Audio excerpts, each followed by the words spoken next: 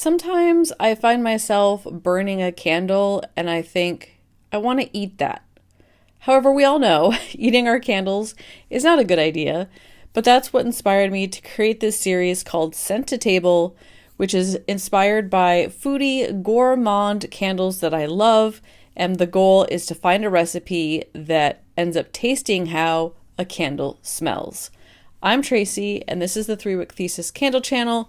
Thank you so much for joining me today. Today we are going to talk about the Iced Lemon Pound Cake candle from Bath & Body Works. I bought this for Winter Sass. It was 75% off, so this is last year's label. There is a new label out this spring. I'll go ahead and put that right here for you in case you want to see what that looks like. And I was inspired to create this episode because I was burning this in my March rotation. It's gone. I liked it so much it's gone. And I kept thinking, I really want some iced lemon pound cake because this is making me hungry for it. So let's go ahead and talk about the scent notes of the iced lemon pound cake candle. They include sugary glazed icing, pure lemon zest, fluffy pound cake, and whipped cream. And we are going to get most of those scent notes in this recipe that we're going to do today. So I found a recipe that I think comes pretty close to how this smells, and I want to share that with you today. If you like this sort of content, be sure to subscribe to my channel. I do these episodes regularly. I also have some really fun stuff out there. Hauls, unboxing. I have a new Wikimedia where I talk about candles that are inspired from pop culture. I'd love to have you join me for more content, and thank you so much for being here with me today. Let's talk about the recipe for the iced lemon pound cake that I'm going to make. This comes from a website called Budget Bites, which I highly recommend not only for this recipe, but for their recipes in general. I've made quite a few of their pastas and some of their chicken dishes, a couple of their tofu dishes, and in general, they're affordable, really tasty meals. So I recommend you peruse their website. But for today, we're just going to talk about the iced lemon pound cake recipe. And I'll go ahead and put a link to that recipe in the description below. Now this one has a few quirks. I am going to talk about some of the issues I had while making this. Not so much with like the ingredients or the flavor or anything like that, but with the directions they provide us. So I'll clear up anything that might be confusing with the website, at least as it is at the time of this recording. So this is going to make a single loaf. It's supposed to serve 12 people. I can tell you that it's pretty rich and it's pretty sweet. I think this could easily serve 12 people. If you are really hungry for iced lemon pound cake, I think 8 might be more appropriate. It just depends on how thickly you slice the pound cake and just how much you enjoy it. Now the recipe says that you need about 20 minutes to prep, an hour to cook, 10 minutes to cool, and an hour and a half total. I think that's pretty low. I would say it took me about 10 minutes to prep, probably 30 minutes to make this. Then you have to wait for the loaf to cool completely before you put the icing on, and that took 2 or 3 hours. So I would plan on making this far in advance of when you want to serve it. And then what you do with that loaf is up to you. Now, I'm eating my loaf myself. I shared it with my husband, he was very appreciative and enjoyed it. But this also would make a really great gift if you wanted to make someone this iced lemon pound cake and gift them alongside the candle. I think that would be really fun and just a great gift idea. So I hope that this video inspires you to make it, share it, and enjoy it. So let's get into the ingredients list and what you're going to need to complete this recipe. First, you're going to want to make sure that you have 1 cup of room temperature butter. The recipe calls for salted butter. That's not something I normally keep on hand. I usually buy the Kerrygold butter from Costco, and it is the unsalted form. That's okay. You're just going to add a little bit of extra salt, which I will explain when we get to that ingredient. And you do want your butter to be at room temperature because if it's too hard, it will not blend properly with the other ingredients. So be diligent about that and make sure it has plenty of time to come to room temperature. And 1 cup equals 2 standard sticks, so 16 tablespoons. You're also going to need 1.5 cups of all-purpose flour.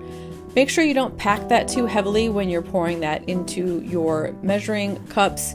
And then you can go ahead and combine 1/2 teaspoon of baking powder, 1/4 teaspoon of baking soda, and because I'm using unsalted butter, I went ahead and did 1/2 teaspoon of salt. You're also going to need 1 cup of granulated sugar and 4 large eggs that have been beaten. The recipe calls for 1/4 cup buttermilk. I had a little bit of an issue the night I went to make this. I realized that my milk had gone bad, which meant I couldn't make my own buttermilk. Normally I'll just make my own buttermilk with white vinegar and whole milk, but I didn't have buttermilk, I didn't have milk, so I ended up using a 1/4 cup of Greek yogurt, which turned out phenomenal, highly recommended. Basically, you just want something that's got some tang in it. So if you don't have buttermilk, you don't have milk and vinegar, you don't have Greek yogurt, you could also use sour cream.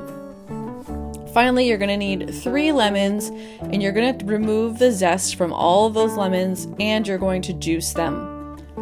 And make sure that you separate the zest from the juice, and that is going to be divided, so we'll get into that when I describe the recipe process. Finally, you need 1 cup of powdered sugar. So the first thing that you want to do is you want to prepare your pan, and you're going to grease an 8.5 by 4.5 inch loaf pan, or if you have a 1.5 quart loaf pan, that will work. You're just going to grease it with some butter. I actually just took some from the recipe, but if you have some extra on hand, that would be fine too. I just rubbed it along all the sides of the bread pan, the bottom, and then you're going to take some flour, dust it around, and just try to coat that butter with some flour.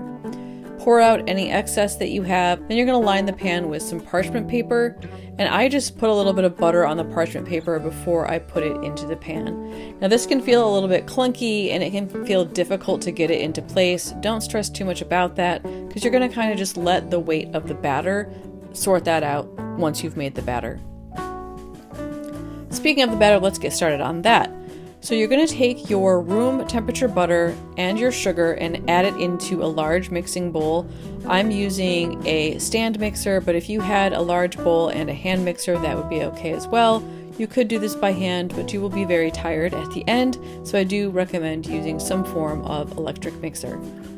You're going to beat the butter and the sugar together until it gets really light and fluffy. And you might want to stop at one point and scrape down the side of the bowl. I had to do that just to make sure that things were blending properly. Then you're going to add the beaten eggs, the buttermilk, or in my case, the Greek yogurt, 1/4 cup of the lemon juice that you produced. Make sure you don't get any seeds in there. I ended up having to strain mine. And 1 tablespoon of the lemon zest. And you're going to mix all of that together until it's incorporated. Now at this stage, I noticed that my butter looked like it was kind of starting to, it almost looked like it was curdling, but I think it was just rehardening from the coldness of the eggs and the coldness of the Greek yogurt. So while the recipe doesn't call for this, I would actually recommend leaving your eggs out at room temperature and any sort of liquid, whether that's milk with vinegar, buttermilk, sour cream, or the yogurt. I would leave that out and let it come to room temperature as well, and that will prevent that sort of curdling. Thankfully mine did come back together and it was fine, but sometimes that can cause some separation and chunks of butter to form in your batter, and you don't really want that. So that is one correction I would make to the recipe that's online. The next thing you're going to do is slowly add the flour in thirds. So start by adding a third, let it come together, scrape down the sides if you need to, then you're going to add that second third, do the same thing, blend it, scrape down the sides if you need to, and then you're going to add the third, the rest of the flour, and continue to beat it, making sure that everything comes together smoothly. Now at this point you should have a well-formed batter that looks smooth and kind of fluffy. That means that it's ready to go. So now you're just going to take your bread pan and add that batter into the parchment paper, and just be careful how you're doing that. You want to kind of force the batter to push the parchment paper kind of to the edges of the pan. It should be fine. If you end up having some hiccups with the parchment, you should just be able to stretch it out and put it back in place. In general, it's a little bit frustrating, but I think it's manageable. Then you're going to set your oven to 350 degrees, put it in the oven, and you're going to bake it for between 50 and 60 minutes. Then you're going to take the pound cake out of the oven and you're going to let it cool in the pan for 10 minutes. So go ahead and set a timer. When that timer goes off, you're going to come back, and then you're going to take the pound cake out of the loaf pan and set it on a cooling rack. And you want this to come to room temperature before you add the glaze, because you do want the glaze to stick a little bit. To make the glaze, you're just going to put your powdered sugar in a small bowl. You're going to add 2 tablespoons of your remaining lemon juice and 1.5 teaspoons of the lemon zest. For me, that was most of the lemon juice that was left and the rest of the zest. You're just going to mix this with a fork, or if you have a small whisk that would work too, until it blends and you don't see any more chunks of powdered sugar. Now, I personally found this to be a little bit runny. I ended up adding about 1/2 cup more of powdered sugar. So do it to your liking. If you want it to be thinner, keep it where it's at. If you want thicker icing, just add more powdered sugar. Then when you're ready to ice your pound cake, the recipe doesn't call for this, but I actually like to poke my loaf with a fork. It creates these holes and craters in the loaf so that when you pour the icing, it actually drips down into the cake a little bit and adds some moisture. So I did that first, and then you're just going to take your icing and spoon it over the top of the loaf. I did put mine on a sheet pan with some foil for easy cleanup. I recommend that as well because the icing does dry and start to harden a little bit, and it can be difficult to clean up when you're done. So once you've got your glaze in place, I let mine sit for about 10 minutes just to make sure it's solidified, and then it's ready to cut and eat.